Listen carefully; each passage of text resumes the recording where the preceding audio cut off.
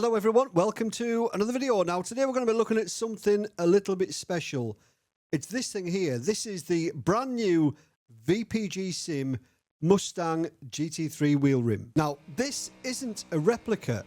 This is the real steering wheel from a Mustang GT3 car, but re-engineered for sim racing. It's built using the same molds and materials as the real GT3 wheel. And VPG got all the CAD data from Ford, which means that this wheel rim is officially licensed. But of course, being an officially licensed product means the prices tend to go up. But before we jump into the video, the necessary disclaimer: VPG Sim sent me this wheel to test and have a look at. Although they don't get to see this video before you do, and they've got no input at all in relation to what I say. And as usual, I'll say that I'm not a product reviewer. That's not what this is. But what I am, though, is a sim racer, exactly the same as you. Now, I've said that this wheel has been re-engineered for sim racers, and I'll tell you why. So, where the funky switches are on this wheel rim, normally there's just a normal button. But obviously, for us sim racers, the more buttons, the better.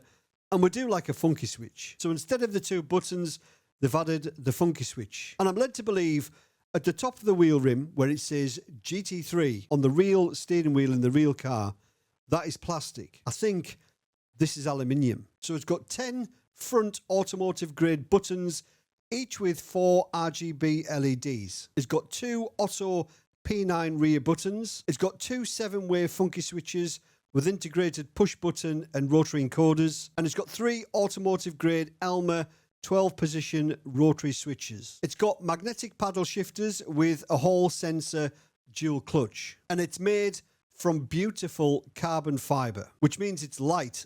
The wheel rim alone weighs 1,120 grams. So in total, there are 76 individually telemetry controlled RGB LEDs, all of which can be controlled by SimHub. Now, if you've got a 50.8mm PCD QR, that can be bolted straight to the wheel rim. But if you're going to use a 70mm PCD QR, you're going to have to buy the VPG hub. Then you can attach your QR to that. So on the face of it, you might look at the wheel rim and think, there's only 10 buttons on the front.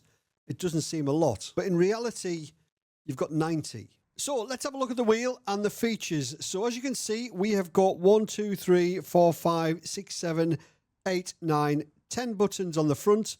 We've got 2 buttons on the rear, 1 on either side, the auto switches. We've got 2 7-way funky switches. We've got 2 rotary encoders there, and then we've got this big rotary switch down at the bottom. We've obviously got the paddles and the dual clutch on the back. Now, you might think that that's not a lot of buttons, but to be honest, the buttons that we have on this wheel is plenty for me, but you can have even more. So let's have a look at the 7-way funky switches first of all. So you see there we've got 2, but in reality, we've got 4. By moving this switch down here to another position gives us extra functions on these 2. So I'll show you. So for example, I've got this mapped to my black box, and we can just turn it back and forward to wherever we see fit. We'll put it there on the brake pressure bias. But by moving this position either left or right from center, we can then turn that, and then that will now adjust our brake bias. You can see we get a nice little animation there as well. So going up and then going down. Perfect. You can do that with both of them. So that's 4 funky switches when we've only really got 2. And you can do exactly the same with the buttons. So I know we've got 10 buttons on the front and 2 on the rear, but I can't even do the math how many we would have. So if we press this button here, I've just done this as an example. This isn't how I would have things set up. But if we press this, you can see that is now our push to talk. So whenever we speak, when we're pressing that button, we'll transmit to everybody. It's got one function, push to talk. But if we move this to the E-Pass setting, we press it again, and that is now tow. So that button has got 2 functions. Gets better, we'll move it to the next one. That's the ignition. Move it to the next one. Now we've got a starter. You can move that off there if you wish. Now the engine started. Turn the ignition off. And then we've got another one. So that's Muted. Next one. Dashboard. Next one. Virtual mirror. Next one. Controls. Next one. Delta. Next one. Pit limiter. So that one button is now 9. And you can do exactly the same to every single button. So just on the front alone, we've got 90 functions just with these buttons. And then obviously you've got your rotary encoders, which just act as normal rotary encoders. So now we'll have a look at how you adjust the dual clutch. So if we go to options and have a look at our second clutch. So there's the left one, 100%. And there's the right one, 50%. Right, so we'll make an adjustment. We'll just come out of that just for now. So you hold the left rear button for 5 seconds and you'll see these change colour. That means we're in calibration mode, and you use these buttons to adjust up or down. So 1 click is 1%, 5 clicks is obviously 5%. So remember it was on 50%. That's 5. And then we'll hold the button again to come out of calibration mode. There we go, we're out. So we'll just exit this car and go back into the dual clutch. Now we'll press the left one, 100%, and the right one, now 55. If we wanted to go back to 50, we'll just press 5 clicks the other way. So hold this rear left button for 5 seconds, changes colour, 1, 2, 3, 4, 5. Hold it again. Now back out of calibration mode, go into the dual clutch, top left, 100%. It should now be 50%. And it is. Dead easy. No software needed to set up the dual clutch at all. So as usual, when I look at a new product, there's only 4 things that I really care about. Firstly, what does it look like? Because let's face it, if something doesn't look right in the first place, we're not going to buy it. Secondly, what's the build quality like? Thirdly, how does it perform? And finally, is it value for money? So firstly, let's talk about looks. Now, I might be a bit biased because I am a Ford Mustang guy. I used to own one, but I think this rim looks absolutely spectacular. The carbon fiber looks absolutely stunning. It's not too fussy.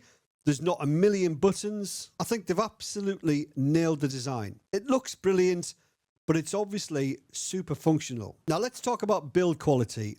And in typical VPG fashion, it's flawless. I've been very fortunate to test quite a few wheel rims from VPG, and they are all perfect. Now, all the buttons have a real nice positive click, same with the rotary encoders, but you would expect that because they are automotive grade. These aren't little cheap plastic buttons. These are buttons that are used in real cars. Now, I'll try and give you a listen. It's not going to be easy. I'll move the microphone. So top left button. Hopefully you can hear that. I'll try the rotary.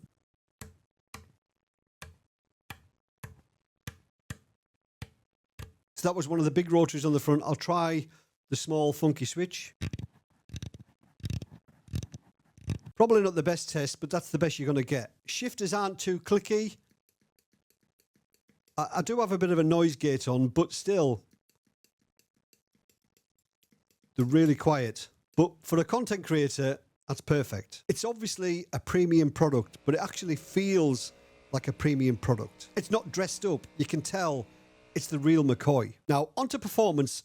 I used this wheel rim for a few races on iRacing. You might have seen the videos where it was a bit blurred out, but it was absolutely perfect. Because this wheel rim only weighs just over 1,100 grams, all the force feedback just feels a little bit crisper, a little bit more detailed. All the buttons are within easy reach. The shifters are perfect, although it does take some getting used to having the dual clutch up top instead of down below. But when you get used to it, it's fine. Every button worked as it should.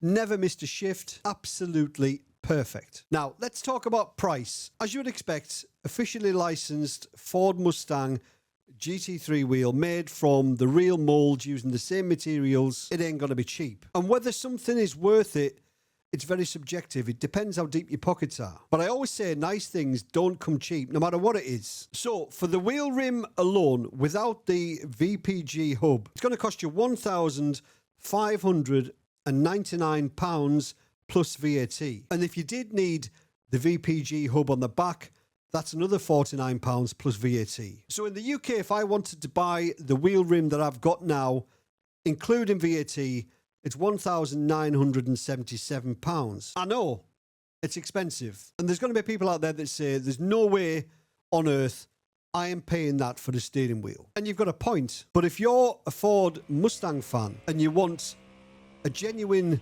Ford Mustang wheel, licensed by Ford, using the same materials, well, it might just be the wheel for you. Would I spend £2,000 on this? Well, at the minute, of course I wouldn't. I've got a wedding to pay for. But if money was no object, if I had everything and I had a bag full of cash, which I don't, if I didn't need to worry about the pound notes or putting food on the table, yeah, I would buy it. It's really, really nice. But my own circumstances right now, I couldn't afford to buy it. But would I recommend it? Absolutely, no question. As I mentioned, I've tested lots of wheel rims from VPG and they've all been absolutely brilliant. But for me, this one is the best one that I've tested from VPG yet. And yeah, I might be biased because I am a Ford Mustang fan, but there's nothing like driving your favorite car on the simulator using the wheel rim from that car. It's got no screen, it's got no fancy RPM LEDs on the top, but it doesn't need it. It almost seems a bit understated. I mean, you can make it as flashy as you want through SimHub, but I was more than happy just leaving it in the default colours to match the real wheel. So £1,648 plus tax wherever you are. That's the number that you need to keep in mind. I mean, I've got to be honest, I'm kind of hoping that VPG forget that I've got this. I mean, I doubt that'll happen, but you never know. So I want to say a massive thank you to the guys at VPG for sending this out and letting me play with it for a few weeks. So I'll leave a link down below in the description to VPG Sim. Go and check the wheel out there if you want to know more information. As always, thanks for watching. Have a great week. See you later. Cheers.